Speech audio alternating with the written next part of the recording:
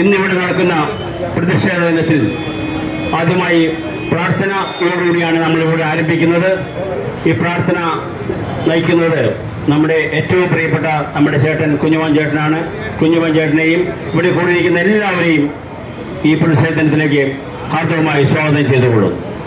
എൻ്റെ പ്രിയപ്പെട്ട സഹോദരങ്ങളെ, നമ്മുടെ പ്രതിഷേധം അറിയിക്കുക എന്നതിനപ്പുറമായി പരിശുദ്ധ ബലി അർപ്പിക്കപ്പെട്ട ബലിയിൽ പങ്കെടുക്കുക എന്നുള്ളതാണ് നമ്മുടെ ഏറ്റവും വലിയ ലക്ഷ്യം. ആ ആഗ്രഹത്തിന് വേണ്ടിയാണ് നാടിൻ്റെ നാനാഭാഗങ്ങളിൽ നിന്ന് ഇവിടെ എത്തിയിരിക്കുന്നത്. നമുക്ക് നമ്മളെ തന്നെ ആദ്യം ദൈവത്തിൻ്റെ കരങ്ങളിലേക്ക് സമർപ്പിക്കാം. നല്ലൊരു പ്രഭാതം നൽകി ബോധത്തോടെ ഉണരുവാനും ആരോഗ്യത്തോടെ ജീവിക്കുവാനും ഒക്കെ ആരോഗ്യം നൽകിയ നല്ല ദൈവത്തിന് നമുക്ക് നന്ദി പറയാം. ഇന്ന് പലരും പരിശുദ്ധ കുർബാന കഴിഞ്ഞാണ് ഇവിടെ എത്തിയിരിക്കുന്നത്. ഇല്ലെങ്കിൽ ഇനി ഇവിടെ വന്നിരിക്കുന്നവർ വൈകുന്നേരത്തെ ബലിയിൽ പങ്കെടുക്കുന്നതാണ്.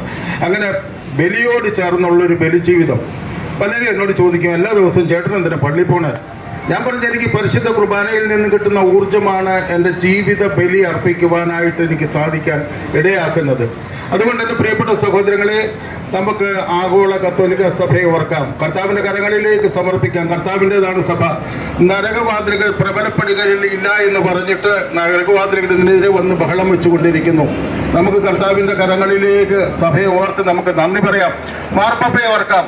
വാർദ്ധക്യത്തിലാണ്, അസ്വസ്ഥതകളിലാണ്. ദീർഘായുസ്സുണ്ടാകുവാനും സൗഖ്യമുണ്ടാകുവാനും വേണ്ടി നമുക്ക് പ്രാർത്ഥിക്കാം. അതുപോലെ തന്നെ സകല പിതാക്കന്മാരെയും കർദിനാളന്മാരെയും സകല മെത്രാന്മാരെയും ഈശോയുടെ കരങ്ങളിലേക്ക് കൊടുക്കാം. ദൈവിക വിവേകത്താൽ ഒരുപാട് പ്രതിബന്ധങ്ങൾ നിറഞ്ഞ ഈ കാലത്ത് ഈ സഭയെ ധീരതയോട് പരിശുദ്ധാത്മാവിന്റെ കൃപയിൽ നയിക്കുവാൻ വേണ്ടി നമുക്ക് പ്രാർത്ഥിക്കാം. അതുപോലെ തന്നെ എറണാകുളം, അങ്കമാലി, അതിരൂപതയെ എല്ലാ രൂപതകളെയും ഓർത്ത് പ്രാർത്ഥിക്കുമ്പോൾ പ്രത്യേകിച്ച് എറണാകുളം, അങ്കമാലി അതിരൂപതയെ സമർപ്പിച്ച് പ്രാർത്ഥിക്കുക. കഴിഞ്ഞ കുറേ കാലങ്ങളായി പരിശുദ്ധ കുർബാനയ്ക്കെതിരെ സാത്താന്റെ മക്കളായി മാറിക്കൊണ്ട് കുറെ പേര് എതിര് നിന്നുകൊണ്ട് കുർബാന യഥാർത്ഥ ബലി അർപ്പിക്കാനായിട്ട് തടസ്സം നിൽക്കുന്നു. ഇത് സാത്താന്റെ തന്നെ പണിയാ. ലോകത്ത് പരിശുദ്ധ കുർബാന ഇല്ലാതെ വന്നാൽ ലോകത്തെ കീഴടക്കാൻ സാത്താന് സാധിക്കുമെന്ന് അവനറിയാം. അതുകൊണ്ടാണ് അവൻ ഏറ്റവും വിലപ്പെട്ട പരിശുദ്ധ കുർബാനയിൽ തന്നെ കയറി പിടിച്ചിരിക്കുന്നത്. നമുക്ക് കർത്താവിന്റെ കരങ്ങളിലേക്ക് നമ്മളെ തന്നെ കൊടുക്കാൻ. പ്രിയപ്പെട്ടവരെ, നമ്മൾ ഇന്ന് ഈ പ്രതിഷേധവും ഈ സങ്കടവും ഈ വേദനയും ഒക്കെ നമ്മൾ പ്രകടിപ്പിച്ചുകൊണ്ട് നമ്മുടെ ശുശ്രൂഷകളിൽ നിന്ന് നടക്കുമ്പോൾ എല്ലാ മക്കളെയും തൃക്കരങ്ങളിലേക്ക് സമർപ്പിക്കാം. കർത്താവെ, നാടിന്റെ നാനാഭാഗങ്ങളിൽ നിന്ന് വന്നിരിക്കുന്ന ഞങ്ങളുടെ ഈ പ്രിയപ്പെട്ട സഹോദരങ്ങളെ അവിടുന്ന് അനുഗ്രഹിക്കണമേ. നിന്റെ കൃപ കൊണ്ട് പൊതിയണമേ, ചേർത്ത് പിടിക്കണമേ. കർത്താവെ, പരിശുദ്ധാത്മാവിന്റെ നിറഞ്ഞ അനുഗ്രഹത്തിലും അഭിഷേകത്തിലും ഇന്നത്തെ കാര്യങ്ങളെല്ലാം നടക്കുവാൻ ഇടയാക്കണമേ. കർത്താവെ, ഞങ്ങളൊക്കെ ഉപകരണം മാത്രമാണ്. ദൈവത്തിന്റെ പരിശുദ്ധാത്മാവ് ഞങ്ങളെ നയിക്കുകയും നിയന്ത്രിക്കുകയും ചെയ്യുവാൻ ഇടയാക്കണമേ എന്ന് പ്രാർത്ഥിക്കുന്നു. കൃപ കൊണ്ട് ഞങ്ങളെ ഓരോരുത്തരെയും പൊതിയണമേ. കർത്താവെ, സഭയ്ക്കെതിരെ നിൽക്കുന്ന വിമതരായി നിൽക്കുന്ന പുരോഹിതരെയും വിമതരായി നിൽക്കുന്ന ഞങ്ങളുടെ സഹോദരങ്ങളെയും ഓർത്ത് പ്രാർത്ഥിക്കുന്നു. ഒന്നുകിൽ കർത്താവെ ഇവരെ രമ്യപ്പെടുത്തുക, അല്ലെങ്കിൽ ഇവരെ മാറ്റി നിർത്തുക. കർത്താവെ, അങ്ങയുടെ സന്നിധിയിൽ അങ്ങയെ സ്തുതിച്ചുകൊണ്ട് നിന്ന സാത്താൻ സൈന്യത്തിന്റെ നേതാവായ പ്രകാശത്തിന്റെ വാഹകനായ ലൂസിഫറിനെ പുറത്തുവിട്ടതുപോലെ കർത്താവെ, കൊള്ളരുതാത്തതിനെ പുറത്തുവിട്ട് അല്ലാത്തതിനെ മേയിക്കുവാനുള്ള കൃപ നൽകണമേ എന്ന് പ്രാർത്ഥിക്കുന്നു. ഞങ്ങളുടെ തട്ടിൽ പിതാവിനെ ഓർത്ത് പ്രാർത്ഥിക്കുന്നു. അതുപോലെ പാമ്പ്ളാനി പിതാവിനെ ഓർത്ത് പ്രാർത്ഥിക്കുന്നു. ഇവരിലേക്ക് ദൈവത്തിന്റെ പരിശുദ്ധാത്മാവിന്റെ ശക്തമായ ഇടപെടലും അഭിഷേകവും നൽകണമേ. ദൈവിക വിവേകം നൽകണമേ. നീതി ബോധം നൽകണമേ. മനുഷ്യനീതിക്കും ദൈവനീതിക്കും ചേരാത്ത തരത്തിലുള്ള തിന്മ പ്രവർത്തിക്കുന്ന ഇവരിലേക്ക് അങ്ങയുടെ പരിശുദ്ധാത്മാവിനെ നൽകിക്കൊണ്ട് ഈ സഭയെ നേരായ വഴിയിലൂടെ നയിക്കുവാൻ ഇടയാക്കണമേ എന്ന് പ്രാർത്ഥിക്കുന്നു. എല്ലാവരെയും, പ്രിയപ്പെട്ട എല്ലാവരെയും, പ്രത്യേകിച്ച് ഇന്നത്തെ ശുശ്രൂഷകളിൽ പങ്കെടുത്തുകൊണ്ടിരിക്കുന്ന എല്ലാ മക്കളെയും അങ്ങയുടെ തൃക്കരങ്ങളിലേക്ക് തരുന്നു. മാലാഖമാരുടെ കാവലും സംരക്ഷണവും നൽകണമേ. വിശുദ്ധാത്മാക്കളെ നിങ്ങൾ വേണ്ടി പ്രാർത്ഥിക്കണമേ. പരിശുദ്ധ അമ്മേ, നല്ല മാതാവേ, അമ്മയുടെ വിമല ഹൃദയത്തിലേക്ക് എല്ലാവരെയും സമർപ്പിക്കുന്നു. അമ്മ ഞങ്ങൾക്ക് വേണ്ടി മധ്യസ്ഥം വഹിച്ച് വേണ്ടുന്ന എല്ലാ നന്മയും ദൈവാനുഗ്രഹങ്ങളും വാങ്ങിത്തരണമേ. പിതാവിന്റെയും പുത്രന്റെയും പരിശുദ്ധാത്മാവിന്റെയും നാമത്തിൽ. കുർബാന മൂവ്മെന്റിന്റെ കൺവീനറായ PS ജോസഫിനെ ഒരു ആമുഖ സംഭാഷണത്തിന് വേണ്ടി ഞാൻ കർദ്ദമായി ക്ഷണിച്ചുകൊള്ളു.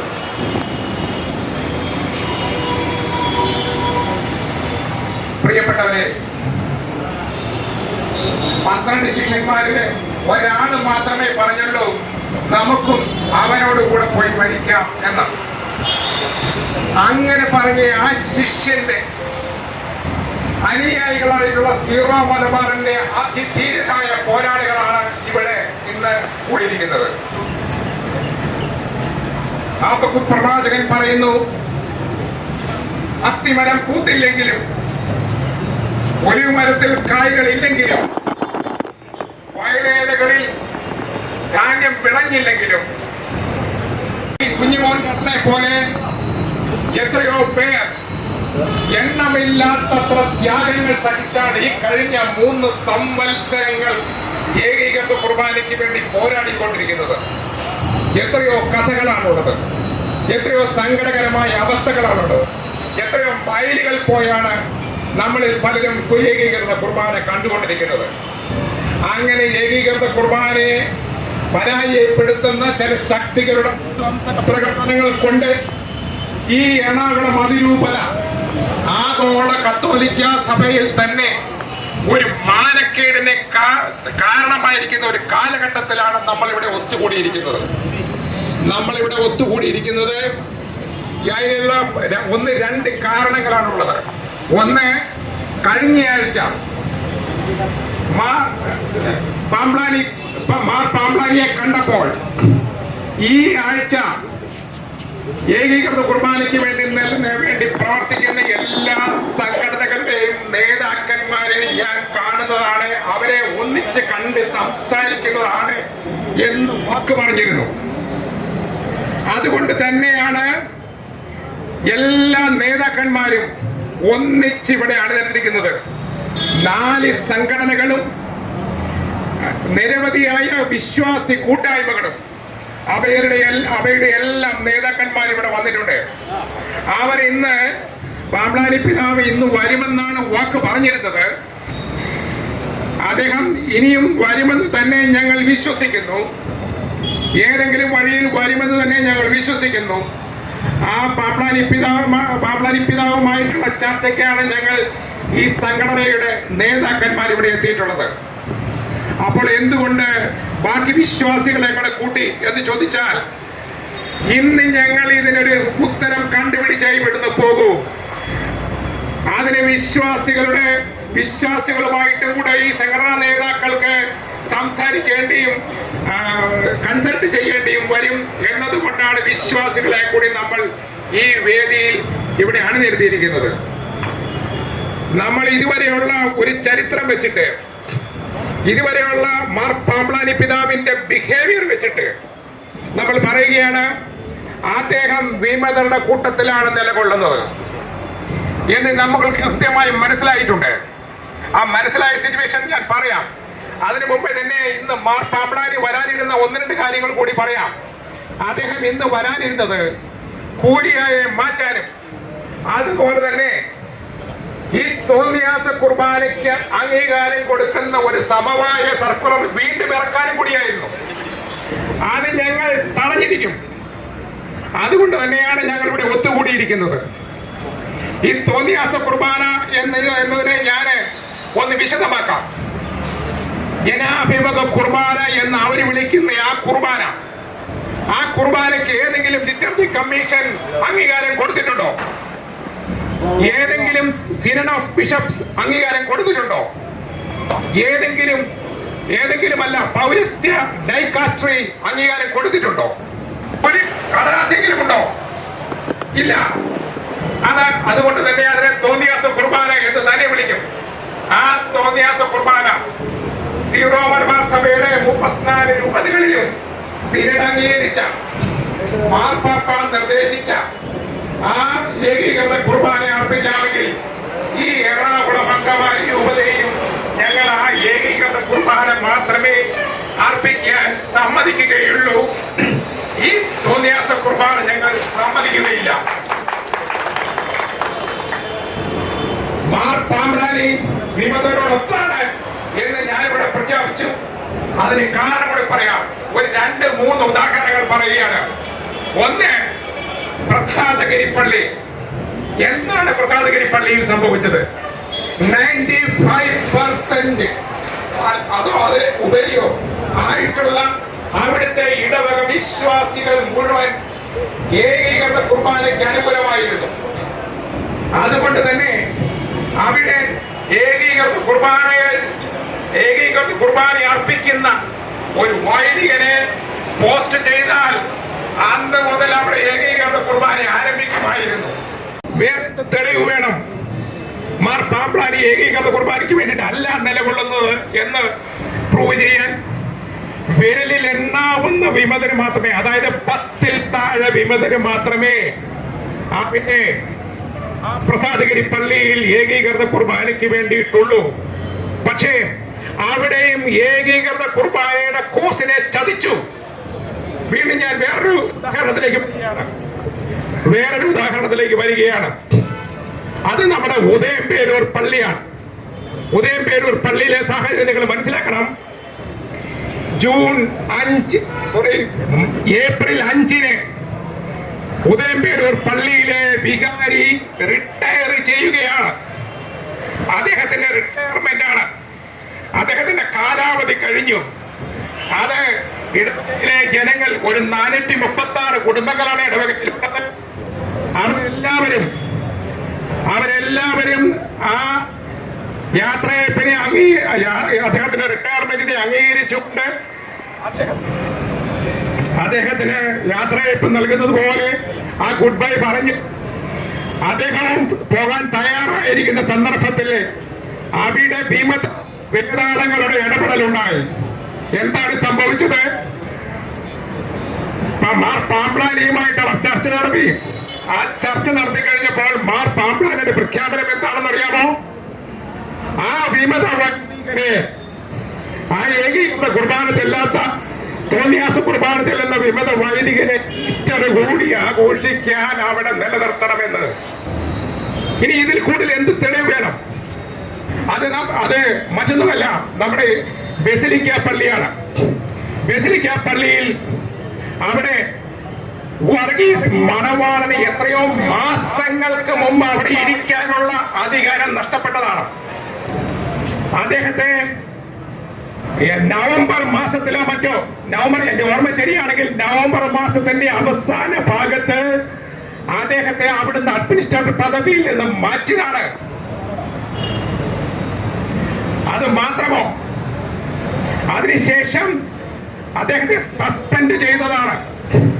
സസ്പെൻഡ് ചെയ്തിട്ട് മാസങ്ങളായി ഇനി കൂദാശകൾ അർപ്പിക്കാൻ പാടില്ല എന്ന് നിർദ്ദേശം കൊടുത്തിരുന്നതാണ്.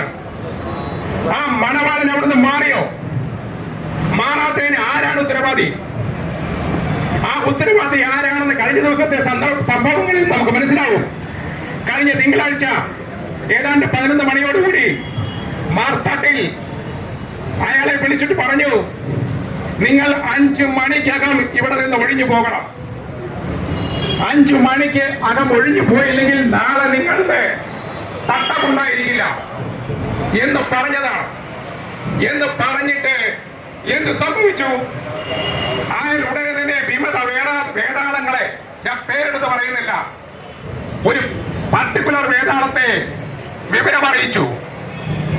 അയാൾ ഉടനെ പാമ്പ്ലാനിക്ക് വിളിക്കുന്നു. മാർ പാമ്പ്ലാനിയെ വിളിച്ചിട്ട് പറയുന്നു. അപ്പോൾ മാർ പാമ്പ്ലാനിയുടെ ഉത്തരം ഞാൻ കേട്ടതല്ല, പക്ഷേ വളരെ റിലയബിൾ ആയിട്ടുള്ള ആളുകളുടെ മെസ്സേജിൽ നിന്നും നമുക്ക് കിട്ടിയ ഉത്തരം ഇതാണ്. മാർ പാമ്പ്ലാനി പറഞ്ഞു, ഞാൻ അറിഞ്ഞില്ലല്ലോ എന്ന്. ഞാൻ അറിയാതെ എങ്ങനെയാ അത് സംഭവിക്കുക എന്ന്. അതായത് മാർ തട്ടിലിന് മുകളിൽ ഒരു വികാരി, സഭയുടെ തലവനായ മേജർ ആർച്ച് ബിഷപ്പ് മാർ തട്ടിലിന് മുകളിൽ ഒരു വികാരി ഇപ്പോൾ വന്നിരിക്കുന്നു. ഈ വികാരി ആർക്ക് വേണ്ടി വന്നിരിക്കുന്നു? ഈ വികാരി സഭയെ രക്ഷിക്കാനാണോ? അല്ല, വിമതന്മാരെ രക്ഷിക്കുന്നതിന് വേണ്ടിയിട്ടാണ് ഈ വികാരി തലശ്ശേരിയിൽ നിന്നും ഇവിടെ അവതരിച്ചിരിക്കുന്നത്. അതുകൊണ്ട് തന്നെ ആ വികാരിയെ ഇന്ന് കാര്യങ്ങൾ പറഞ്ഞ് മനസ്സിലാക്കാനാണ് ഞങ്ങൾ സംഘടനാ നേതാക്കൾ അവിടെ പോകുന്നത്. അതിതാണ് ഇന്ന് എറണാകുളം അതിരൂപതയിലെ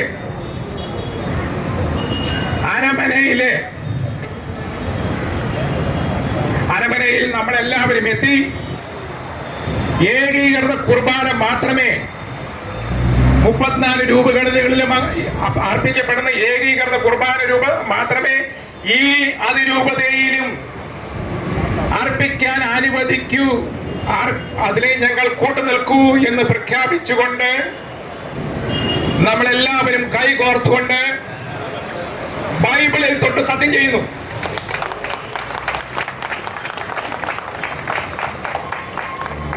എറണാകുളം അതിരൂപതയിലെ ബൈബിളിൽ തൊട്ട് നമ്മൾ കൈകോർത്ത് പിടിച്ചുകൊണ്ട് ഇന്ന് ഈ സത്യം ചെയ്തു. ഏകീകൃത കുർബാനയ്ക്കായി നമ്മൾ നിലനിൽക്കുന്നു. അതിനു വേണ്ടിയിട്ട് മാത്രമാണ് നമ്മൾ കൂട്ടായി നിൽക്കുന്നത് എന്ന് പ്രഖ്യാപിക്കുന്നു. ഇവിടെ എനിക്ക് മുൻപ് പ്രസംഗിച്ച കുർബാന വിഷയം വലിയൊരു വിഷയം തന്നെയാണ് നമ്മളെ സംബന്ധിച്ച്. പ്രിയങ്കരനായ ശ്രീ ടോം, ക്യാപ്റ്റൻ ടോം, അത് പറയാതെ വയ്യ, അദ്ദേഹത്തിൻ്റെ പേര്, അങ്ങനെ എല്ലാവരും നമ്മൾ പേരെടുത്ത് പറയേണ്ടതാണ്. അങ്ങനെ എല്ലാ സംഘടനകളും ഞാൻ വിട്ടുപോയി ക്ഷമിക്കണം. അപ്പോൾ ഇവിടെ ഈ കുർബാന വിഷയം വളരെ ഒരു പ്രധാനപ്പെട്ട വിഷയം തന്നെയാണ്. ഞാൻ അതിലേക്ക് കിടക്കുന്നില്ല, കുറേ കാര്യങ്ങളൊക്കെ മറ്റുള്ളവർ പ്രസംഗിക്കും. പക്ഷെ അതിനേക്കാളും വലിയൊരു അപകടകരമായ ഒരു അവസ്ഥ നമ്മുടെ രൂപതയിൽ വന്നിരിക്കുന്നു. ഞാൻ മനസ്സിലാക്കുന്നത് ഏകം ട്രസ്റ്റ്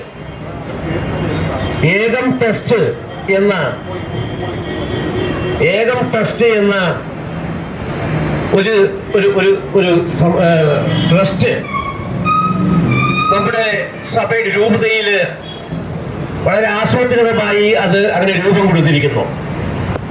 ആ രൂപം കൊടുത്തിരിക്കുന്നത് നമ്മുടെ സഭയുടെ എറണാകുളം അങ്കമാലി അതിരൂപതയുടെ നിരവധിയായിട്ടുള്ള സ്ഥാപനങ്ങൾ, പള്ളികൾ അത് ഹൈജാക്ക് ചെയ്യുന്നതിന്റെ ഭാഗമായിട്ടാണ്.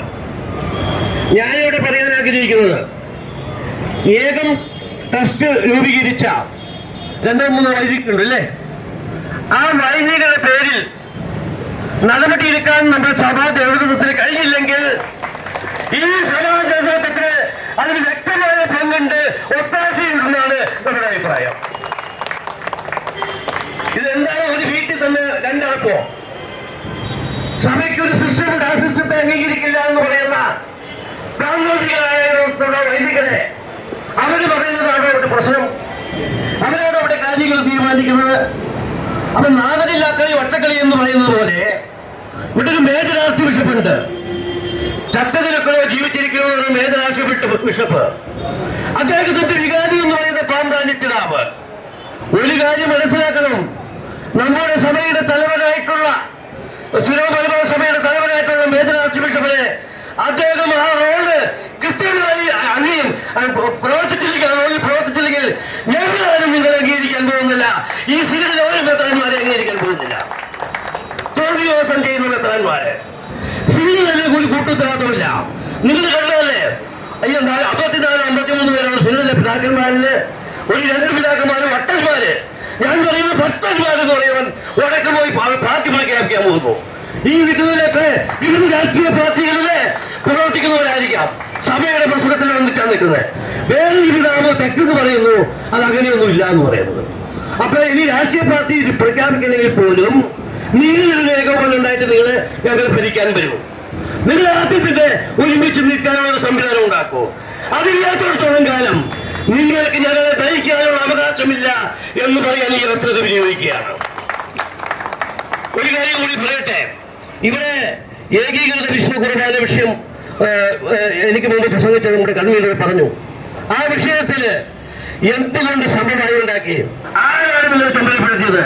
ഞങ്ങൾ വിശ്വാസികൾ ചുമതലപ്പെടുത്തിയിട്ടുണ്ടോ? നിങ്ങൾക്ക് കഴിയില്ലെങ്കിൽ ഇവിടെ ഏകീകൃത കുർബാന ഉറപ്പാക്കുവാനാണ് ശ്രീയുടെ നിങ്ങളെ ചുമതലപ്പെടുത്തിയിട്ടുള്ളത്. പറ്റുമെങ്കിൽ രാജിവെച്ച് പുറത്തു പോകുക. ഇല്ലെങ്കിലും പാരമ്പര്യമുള്ള പൗരാണികമായിട്ടുള്ള ഈ സഭ നിലനിൽക്കും. അതുകൊണ്ട് പാമ്പാടി പിതാവിന്റെ പ്രപടാച്ചിയൊന്നും എറണാകുളം അങ്കമാലി അതിരൂപതയുടെ വിശ്വാസങ്ങളോട് വേണ്ട എന്ന് തന്നിടത്തോട് ഞങ്ങൾ എല്ലാവരും പറയാൻ പോവുക. ഇതുവരെ പറഞ്ഞ ആ ശൈലിയൊക്കെ ഒന്ന് മാറ്റാൻ പോവുകയാണ്. എന്ന് വെച്ചാൽ നിങ്ങൾ പേടിക്കണ്ട, ഞങ്ങൾ ജീവനോട് വേണമെങ്കിൽ നിങ്ങളെ സംരക്ഷിച്ചിട്ട് മുന്നോട്ട് പോകുള്ളൂ. ഒരു കാര്യം നിങ്ങൾ മനസ്സിലാക്കണം, ഇവിടെ സമവായം ഉണ്ടാക്കാനൊന്നും ചില തീരുമാനിച്ചിട്ടില്ല എന്ന് പറയുമ്പോൾ ഞാൻ പറയുന്നത് ഇതിനകത്ത് ഈ പാമ്പാടി പിതാവിനെ മാത്രം കൂട്ടാൻ പറഞ്ഞാൽ പോരാമെന്ന് അഭിപ്രായം. മുഴുവൻ പിതാക്കന്മാർക്ക് അതിനകത്ത് കുറ്റത്തിലുണ്ട്. ഈ നിൽക്കുന്നതിൽ ആരെങ്കിലും ഒരാളോട് കുറ്റം ചെയ്താൽ അത് ശരിയല്ല എന്ന് പറയാനുള്ള ആർജവമില്ലാത്ത സ്വന്തം സുഖ സൗകര്യങ്ങൾ മാത്രം കാണുന്ന പിതാക്കന്മാർ ഈ സഭയിലും ഉണ്ടെങ്കിൽ അതും നമ്മുടെ ഒരു ശാപം തന്നെയാണ്. അത് കല്യാണമായിട്ടായാലും മറ്റേത് ആട്ടായാലും ശരി, ഏത് പിതാവായാലും ശരി തന്നെയാണ്. അത് ശരിയല്ല എന്നുള്ള അഭിപ്രായം തന്റെ ഇടത്തോട് പറയാൻ കഴിയണം. ശരി പറയുന്നിടത്തോട് പറയേണ്ടോടത്തിന് പറയണം. അതിന്റെ തലയിൽ പിതാവ് വലിയ പ്രതീക്ഷയോടുകൂടി ഇരിക്കുന്നത്. അദ്ദേഹത്തിന് ഒരു അധികാരം കിട്ടി കഴിഞ്ഞപ്പോൾ ചങ്ങനാശ്ശേരിയുടെ കാര്യം മാത്രമേ ഉള്ളൂ, രൂപതയുടെ കാര്യം മൊത്തത്തിൽ രൂപതയുടെ കാര്യമില്ല. അതുകൊണ്ട് നിങ്ങളൊരു കാര്യം മനസ്സിലാക്കേണ്ടത്, സമയം കുഴപ്പമൊന്നുമില്ല. അവിടെ നിൽക്കട്ടെ, 5 മിനിറ്റോടെ നിൽക്കട്ടെ, കുഴപ്പമില്ല. പാമ്പും പെഴുതാനൊക്കെ നമുക്ക് വേണ്ടി നിന്നോളും, പാമ്പും പെഴുതാനൊക്കെ നമുക്ക് വേണ്ടി നിന്നോളും. പറയാൻ മനസ്സിലായില്ലേ? അപ്പൊ അതുകൊണ്ട് സമയമൊന്നും നമ്മളെ ആക്കണ്ട. ഇവിടെയുള്ള കാര്യം ഇവന്റെയൊക്കെ തോന്നിയവാസികളൊക്കെ ചാട്ടവാറെടുത്ത നമ്മുടെ സർവശക്തനായ ദൈവത്തിന്റെ പ്രതിപക്ഷമായ യേശു ക്രിസ്തുവിനെ നമ്മൾ മാതൃകയാക്കി സമരങ്ങൾ നടത്തിയിട്ടുണ്ട്. യേശു ക്രിസ്തു നമുക്ക് വലിയ സന്ദേശം തന്നിട്ടുണ്ട്. ചാട്ടവാറ് പിതാക്കന്മാർ ആ റോളിൽ നിൽക്കണം. ഞാൻ എന്റെ വീട്ടിൽ ഗ്രഹമാണെങ്കിൽ ആ റോളിൽ കൃത്യമായി അഭിനയിക്കണം. നേരത്തെ ഉമ്മൻചാണ്ടിയുടെ കസേരയിൽ ആരോ കയറിയിരുന്നു എന്ന് പറഞ്ഞ പോലെ, ഏതോ വട്ടം കയറിയിരുന്നു എന്ന് പറഞ്ഞാലേ, നമ്മുടെ സഭയുടെ സിംഹാസനത്തിന്, നമ്മുടെ ദൈവത്തിന്റെ അരൂപിയായി ഉണ്ടാവുന്ന സിറോ മലബാർ സഭയുടെ സിംഹാസനത്തിൽ ഒരു പൊട്ടൻ കയറിയിരിക്കുകയാണ്. ഒന്നും ചെയ്യാൻ കഴിയാത്ത ഒരു പൊട്ടൻ കയറിയിരിക്കുകയാണ്. തട്ടിൽ മുട്ടിലെന്ന് പറയുന്നത് ഈ സൈസ് ആളുകളാണോ ഈ സഭയെ നയിക്കേണ്ടത്? നല്ല ആവശ്യമുള്ള ആളുകളിലേക്ക് ഞാൻ അൽവായി നയിക്കാം. ഞാൻ ചില കുട്ടികളുണ്ട് ഈ സമാവേശത്തിലേക്കാൾ 24 മണിക്കൂർ സമയം അനുവദിച്ചാൽ ഞങ്ങൾ കൂടി ഇരുന്ന് വട്ടം കൂടി ഇരുന്ന് ഈ പ്രശ്നം പരിഹരിക്കാം. ഏത് ഷൈജു ആന്റണി ആയാലും ഏത് മറ്റേ മാതാത്തൊളിപ്പ് ആളായാലും ഞങ്ങൾ കൈകാര്യം ചെയ്തോളാം. നിങ്ങൾ വിട്ടു തരാൻ പറ്റുമോ? ഇത് വിട്ടു തരാൻ പറ്റുമോ? അല്ലാതെ നിങ്ങളുടെ കലകളിലൂടെ എല്ലാം തരാൻ പറ്റുള്ളൂ, നടക്കാൻ പറ്റുള്ളൂ. ഞങ്ങള് എന്നിട്ട് പുരോഹിത മേധാവിത്വം എന്ന് പറയുന്ന ഈ വളരെ ചേട്ടൻ പറയുന്ന മാതിരി ഞങ്ങളാണ് എല്ലാം, ഞങ്ങളിലൂടെ നടക്കാൻ പോകുന്ന ആത്മായനാണ്. 56 മുതൽ 60 ലക്ഷം വരെയുള്ള സീറോ മലബാർ സഭയുടെ വിശ്വാസി സമൂഹമാണ് ഈ സഭയുടെ നെട്ടല്. അല്ലാതെ നിങ്ങൾ പോയി ഞങ്ങളുടെ കാശ് കൊണ്ട് പൊട്ടടിച്ചുകൊണ്ടിരിക്കുന്ന 10 താലൂക്കുകളുടെ നിങ്ങളല്ല എന്നുള്ളത് പറയാൻ ഈ അവസരത്തിൽ ഞാൻ വിജയിക്കുകയാണ്. അതുകൊണ്ട് ഞങ്ങളുടെ കാര്യം സംരക്ഷിക്കാൻ വിശ്വാസിയുടെ കാര്യം പറയുന്നത് നിങ്ങൾ തന്നെ. പകൽ പിതാവിനെ വിളിച്ച അദ്ദേഹത്തിന്റെ ഒരു സെക്രട്ടറി പന്നൻ, അവരെ പന്നൻ തലവിലാക്കാൻ വിളിക്കുന്നത് അവന്റെ പേരെന്ന് പറയുന്നത് ബാധ്യസ്ഥ പള്ളി വെറും പന്നൻ. അവൻ ഡോൾ കൊടുക്കില്ല. എന്റെ അടുത്ത് വന്നാൽ പരാതി ആരോടെ പറയട്ടെ? അപ്പനെ കാണാൻ അപ്പോയിന്റ്മെന്റ് എടുക്കേണ്ട ഒരു സ്ഥിതിയിലേക്ക് കാര്യങ്ങൾ പോയാൽ ഇതെവിടെ ചെന്നെത്തും? കാര്യങ്ങളിലേക്ക് ഇട്ടുകൊണ്ട് പോടെ, നിങ്ങളെ പറ്റുള്ള ആൾക്കാരെ ഏൽപ്പിക്കുക. അതുകൊണ്ട് എനിക്ക് പറയാനുള്ളത്, ഞാൻ പറയുന്നത് ഇതിനകത്ത് തീക്ഷ്ണതയും ഉണ്ടാവണം. കുറെ ആളുകളെ കൊണ്ട് പെപ്പടാച്ചി കാണിച്ചു. ഇവിടെ ആരോ പറയുന്നത് കേട്ടു, ഭൂരിപക്ഷം നിങ്ങളുടെ കൂടെ ഇല്ലല്ലോ എന്ന്. ഏതോ ബിഷപ്പ് പറയുന്നത്, ആ ബിഷപ്പിന് നാണാവില്ലേ? കാനോനികമായി സഭയിൽ തീരുമാനങ്ങൾ എടുക്കുന്നത് 140 കോടി ജനങ്ങളുള്ള ആഗോള കത്തോലിക്ക സഭയിൽ മാർപ്പാപ്പ MP ജോർജിനോട് ചോദിച്ചിട്ടാണോ തീരുമാനം എടുക്കുന്നത്? മാർപ്പാപ്പ MP ജോർജിനോട് ചോദിച്ചിട്ടാണോ തീരുമാനിക്കുന്നത്? ഈ സ്വാമിവാസം പറ്റിയവരൊക്കെ എന്താ പറയണ്ടേ? ഇടുന്ന തീരുമാനങ്ങൾ നടപ്പാക്കാൻ പറ്റാത്ത തീരുമാനം 10-40 കൊല്ലം അല്ലേ സെപ്പറേറ്റ 10-40 കൊല്ലം സ്റ്റഡി ചെയ്ത് വളരെ ഗവേഷണം നടത്തിയതിനു ശേഷം നടപ്പാക്കുന്ന ഒരു കാര്യം ഇപ്പൊ പറയുന്നത് ഈ പറയുന്ന ആൾക്കാരെ കണ്ടുകൊണ്ട് ചെയ്യണമെന്ന് പറഞ്ഞാൽ നിങ്ങൾ അതിന്റെ ആക്കി പോയ പ്രശ്നമൊന്നുമില്ല. പക്ഷേ നിങ്ങളുടെ ആധികാരികമായി മാർപ്പാപ്പയുടെ അംഗീകാരം പോയിട്ട് പേപ്പറോട്ട് പോവാം. അപ്പൊ ഞങ്ങൾ അംഗീകരിച്ചേരാം. ഞങ്ങളിവിടെ ഇല്ലിസിറ്റാണോ ഞങ്ങളല്ല പ്രഖ്യാപിച്ചത്, നിങ്ങളാണ് പ്രഖ്യാപിച്ചത്. അതായത് കൊത്തിയ പാമ്പിനെ കൊണ്ട് വിഷമിപ്പിക്കുന്നു പറഞ്ഞത് ഇവിടത്തെ നിങ്ങളുടെ മുഴുവൻ സംഘടനാ നേതാക്കന്മാരും വിശ്വാസികളും കൂടി കൊത്തിയ പാമ്പിനെ കൊണ്ട് വിഷമിപ്പിക്കും. അതാണ് ഇവിടെ നടക്കാൻ പോകുന്നത്. നിങ്ങൾക്ക് കഴിയൊക്കെ രാജിവെക്കൂ. ഇവിടെ ഒന്നും സംഭവിക്കാൻ പോകില്ല. നല്ല കഴിവുള്ള ആളുകൾ ഇതിനകത്തുണ്ട്, അവര് ഭക്തന്മാരായിക്കോട്ടെ. അങ്ങനെയും സഭയെ കൊണ്ട് നടക്കാം. നല്ല ഭക്തന്മാരുണ്ട്, ആളുകളുണ്ട്, അവര് ഭക്തന്മാരാകട്ടെ. ഈ സഭയുടെ സമ്പത്ത് അടിക്കുവാൻ വേണ്ടി നമ്മുടെ പഴയ കാലത്ത് പറയുന്നില്ലേ, രക്തം കുടിക്കുന്ന ഓന്തിനെ പോലെ, വേലിപ്പുറത്തിലിരുന്ന് രക്തം കുടിക്കുന്ന ഓന്തിനെ പോലെ ഇരുന്ന് ഞങ്ങളുടെ പാവപ്പെട്ടവന്റെ പിടിയിരി കാശ് തൊട്ടി കാശ് കൊണ്ടെടുത്ത് നിങ്ങൾ ഈ കാര്യങ്ങൾ കുട്ടടിച്ചുകൊണ്ട് കാര്യങ്ങൾ നീക്കി പോകുമ്പോ തലശ്ശേരി അല്ലെങ്കിൽ നമ്മളുടെ രൂപതയുടെ കാശ് കൊടുക്കണ്ടല്ലേ? ആ രൂപതയുടെ കാശ് എടുത്തുകൊണ്ട് ഇവിടെ വന്നിട്ട് തോന്നി കാശ് ഒപ്പിട്ട് പോയി കഴിഞ്ഞാൽ ഞാനത് ഈ പറഞ്ഞ ഓടയിലല്ല, പിതാവെ നിങ്ങളെ അറബിക്കടലിലേക്ക് ഞാൻ എടുത്തറിയും. അറബിക്കടലിലേക്ക് പറയുന്നത്. അതുകൊണ്ട് ആ സൈസ് പരിപാടിയൊന്നും ഇവിടെ നടക്കില്ല.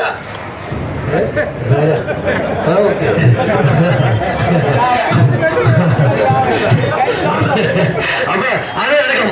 ഇവിടെ ഇത് പറയാതിരിക്കാൻ നിവൃത്തിയില്ല. നിങ്ങൾക്കറിയാമോ, അന്താരാഷ്ട്ര തീർത്ഥാടന കേന്ദ്രമാണ്. പ്രിയ സുഹൃത്തുക്കളെ ശ്രദ്ധിക്കണം. അന്താരാഷ്ട്ര തീർത്ഥാടന കേന്ദ്രമായ മാർത്തോമാശ്ലീഹയുടെ പാദസ്പർശമേറ്റ മലയാറ്റൂര്. ആ മലയാറ്റൂര് നമ്മുടെ രൂപതയിലുള്ള ആളുകൾ മാത്രമല്ലല്ലോ, തെക്ക് മേഖലയിലുള്ള ഒരു ഹൈറേഞ്ച് പോലുള്ള സ്ഥലത്തുള്ള ആളുകൾ വിശ്വാസികൾ വരുന്നുണ്ട്. അവിടെ ഈ വരുന്ന വിശ്വാസികൾക്ക് വേണ്ടി ഒരു ഏകീകൃത വിശുദ്ധ കുർബാന അർപ്പിക്കുവാനുള്ള അവസരം ഉണ്ടാക്കി കൊടുക്കാത്ത ഈ പണ്ഡിതന്മാരെ എന്ത് നമ്മൾ പറയണം? എന്ത് വിളിക്കണം? എന്ത് പേരിട്ട് വിളിക്കണം? നമ്മുടെ രാജ്യം പോയിട്ട് മറ്റൊരു കാണണ്ടേ? മറ്റൊരു കാണണ്ടേ? എന്ത് പേരിട്ട് വിളിക്കണം? ഇത്രയും വലിയൊരു സ്ഥാപനം നമ്മുടെ രൂപത്തിൽ നിൽക്കല്ലേ? ആ രൂപത്തിൽ നിൽക്കുന്ന സ്ഥാപനത്തിൽ ഒരു കുർബാന അർപ്പിക്കാൻ കാണാൻ വേണ്ടിയിട്ട് അവസരമില്ല എന്ന് പിന്നെ എന്തോന്ന് പിതാവാണ് ഇതിനത്? ഒരു പിതാവുമല്ല ഇത് പിതാവിന്റെ റോൾ അഭിനയിച്ചില്ലെങ്കിൽ നേരത്തെ ഞാൻ പറഞ്ഞ ഈ ചാട്ടുപാടെല്ലാം പൊരുക്കുമ്പോൾ എടുക്കേണ്ടി വരും. അതുകൊണ്ട് ഈ പാവപാടൻ കട്ടൽ പിതാവിന് മാത്രമല്ല, പാവരാജിക്ക് മാത്രമല്ല, ഈ സഭയിലെ മുഴുവൻ ഭദ്രമാർക്ക് കൂട്ടുത്തരാത്തതുകൊണ്ട് അവരവരുടെ സുസമയമല്ല. നമ്മൾക്ക് അവരോടൊപ്പം പോയി മരിക്കാമെന്ന് പറയാൻ തോമാശ്രീയുടെ സഭയാണത്. അവരോടൊപ്പം പോയി മരിക്കാമെന്ന് പറയാൻ തോമാശ്രീയുടെ സഭയാണ്. അവരോടൊപ്പം പോയി മരിച്ചില്ലെങ്കിൽ പോലും അവരുടെ കൂടെ പോയി അവരുടെ വാക്കുകളൊന്നും കേൾക്കാനുള്ള ഒരു ആർജവമില്ലാത്ത ആളുകൾ എന്താണ് പറയുന്നത്? എന്താ പറയുന്നത്? മൗണ്ട് സെന്റ് തോമസ് പഴയ സിനിമാക്കാരുടെ ഒരു അഴിഞ്ഞാട്ട മേഖലയായിരുന്നു. മൗണ്ട് സെന്റ് തോമസ് എന്ന് പറയുന്ന പഴയ കാലത്ത് നവോദയ സ്റ്റുഡിയോ, അത് മൗണ്ട് സെന്റ് തോമസിലേക്ക് പരിമപ്പെട്ടിട്ടില്ല. ഇപ്പോഴും അവർ നിൽക്കുന്നത് സിനിമാക്കാരുടെ അഴിഞ്ഞാട്ട ഒരു സ്ഥാപനം പോലെയാണ് നിൽക്കുന്നത്. അവിടെ പവിത്രത ഉണ്ടാവണമെങ്കിൽ ഈ യോഗത്തിൽ വെച്ച് ഞാൻ പറയാണ്, തോമസ്ലിഗായുടെ ഒരു തിരുശേഷിപ്പ് അവിടെ കൂടുതൽ സ്ഥാപിച്ച് ഈ പന്നന്മാർക്ക് വെളിവുണ്ടാക്കാനുള്ള അവസരം വിശ്വാസികളായി നിങ്ങളെല്ലാവരും പിടിച്ചേരും. ഭഗവാനൊന്നും പ്രശ്നമല്ല. ആലഞ്ചേരി പിതാവിന് പറ്റിയ ഒരു അബദ്ധമാണ് ഇതെന്ന് ഞാൻ മനസ്സിലാക്കിയാണ്. കലക്ഷരമായിട്ട് കൃത്യമായ സമയത്ത് നടപടി എടുത്തിരുന്നെങ്കിൽ, അന്ന് 5 പേരുടെ പേര് നടപടി എടുത്തിരുന്നെങ്കിൽ ഇന്ത്യ പ്രശ്നത്തിലാവില്ല.